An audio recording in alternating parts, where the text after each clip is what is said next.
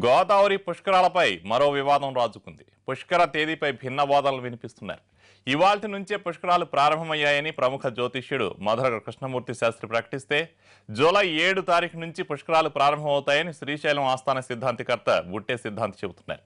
అటు ప్రభుత్వం మాత్రం జూలై 14న నిర్వహిస్తోంది. దీనికి సంబంధించిన పూర్తి వివరాలు మా ప్రతినిధి శ్రీనివాస్ అందిస్తారు. పుష్కరాల తేదీల విషయంలో వివాదం కొనసాగుతున్నది. అయితే ఈ రోజు మధుర కృష్ణమూర్తి శాస్త్రి గారని ప్రముఖ జ్యోతిష పండితులు, అదే సిద్ధాంతకర్త అయిన రాష్ట్రపతి అవార్డు గ్రహీత మధుర కృష్ణమూర్తి శాస్త్రి గారు ఈ రోజు నుంచి కూడా గోదావరి పుష్కరాలను ప్రారంభించడం జరుగుతున్నది. మనం రాజమండ్రి పుష్కర ఘాట్లో చూసినట్లయితే మొత్తం వందలాది మంది ఇక్కడికి వచ్చి పుష్కర స్నానాలు ఆచరించడం జరుగుతున్నది. అయితే మరో పక్కన చూసినట్లయితే శ్రీశైలం పంచాంగకర్త అయిన సిద్ధాంతి అయిన ఆస్థాన సిద్ధాంతి అయిన బుట్టే సిద్ధాంతి గారు జూలై 7వ తారీఖు నుంచి అన్ని పుష్కరాలు అని చెప్పి ఆయన చెప్పడం జరుగుతున్నది. అయితే ప్రభుత్వం మట్టికి తిరుమల తిరుపతి ఆస్థాన విద్వాంసులు లెక్కల ప్రకారం అయితే చూసినట్లయితే మొత్తం జూలై 14వ తేదీ నుంచే అని చెప్పి పుష్కరాలను చెప్పడం జరిగింది. ప్రభుత్వం కూడా ఆ తేదీల నుంచే పుష్కరాలను ప్రారంభించడం జరుగుతున్నది. అయితే ఇక్కడ ప్రముఖ సిద్ధాంతికర్త అయిన మధుర కృష్ణమూర్తి శాస్త్రి గారు మాట్లాడుతున్నారు. ఆయన అడిగి తెలుద్దాం, ఈ రోజు నుంచి ఎందుకు పుష్కరాలు ప్రవేశిస్తున్నారు అనేది. మన దేశం భారతదేశం అంటే వేదమే ప్రమాణం, వేదమే భారతదేశం, భారతదేశమే వేదం. అలాంటి వేదమూలకమైనటువంటి జీవనం చేసేటటువంటి ప్రతి భారతీయుడు కూడా వేదోక్తములైనటువంటి కర్మలు చేయాలంటే దానికి సరైనటువంటి గ్రహస్థితి ఉండాలి. ఇప్పుడు ఫలానా తిథి నాడు ఈ పని చెయ్యండి అంటే ఆ తిథిలోనే చేయాలి. అటు ఇటు బెసిగితే అది రాలిపోతుంది. ఏ సమయంలో మనం చేస్తే అది ఫలిస్తుందో ఆ సమయంలోనే చెయ్యాలి తప్ప ఇతరమైనటువంటి కాలంలో చేస్తే అది ఫలించదు. జూన్ 28వ తారీఖు నుంచి చెప్పి పుష్కరాలు అని చెప్పేసి మధుర కృష్ణమూర్తి గారి శాస్త్రి నిర్వహించడం జరుగుతున్నది. దాని ప్రకారంగా కూడా మొత్తం అందరూ కూడా ఇక్కడ పుష్కర స్నానాలు ఆచరించడం జరుగుతున్నది. అయితే ఇక్కడ ఈ రోజు పుష్కరాలు ప్రారంభించారు కదా సార్, ఎటువంటి చేస్తున్నారు, ఏం చేస్తారు చెప్పండి. ఇది ఈ రోజున మధుర కృష్ణమూర్తి గారి శాస్త్రరీత్యా కూడా చాలా విశేషమైనటువంటి ఈ రోజు పుష్కరాల ప్రారంభం జరుగుతోంది. ఇది జూలై 9 వరకు కూడా 12 రోజులు జరుగుతుంది కార్యక్రమం.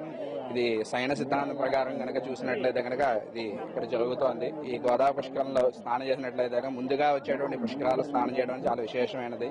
అందువల్ల అందులోని ప్రత్యేకమైన ఈ రోజు ఆదివారము, భానువాసం మరియు ఏకాదశి మహాప్రమాణం వల్ల చాలా విశేషమైనది.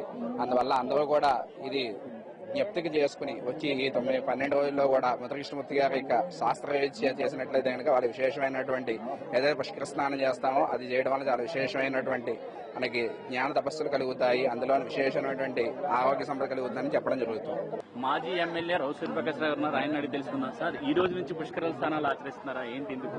ఇప్పుడు సూర్య సిద్ధాంతం ప్రకారం జ్యోతిష్య విజ్ఞాన భాస్కర మధుర కృష్ణమూర్తి శాస్త్రి గారు జూన్ 28 నుంచి జూలై 9వ తారీఖు వరకు కూడా ఈ పుష్కరాలు యొక్క సిద్ధాంత ప్రకారం ఇవాళ తంగిరాల సుబ్రహ్మణ్య సిద్ధాంతి గారు కానీ మన శాస్త్రం కానీ అన్ని కూడా స్పష్టంగా చెప్తున్నాయని చెప్తున్నారు. ప్రభుత్వం ప్రచారం వేరు, మరి సిద్ధాంత ప్రకారం ఏంటంటే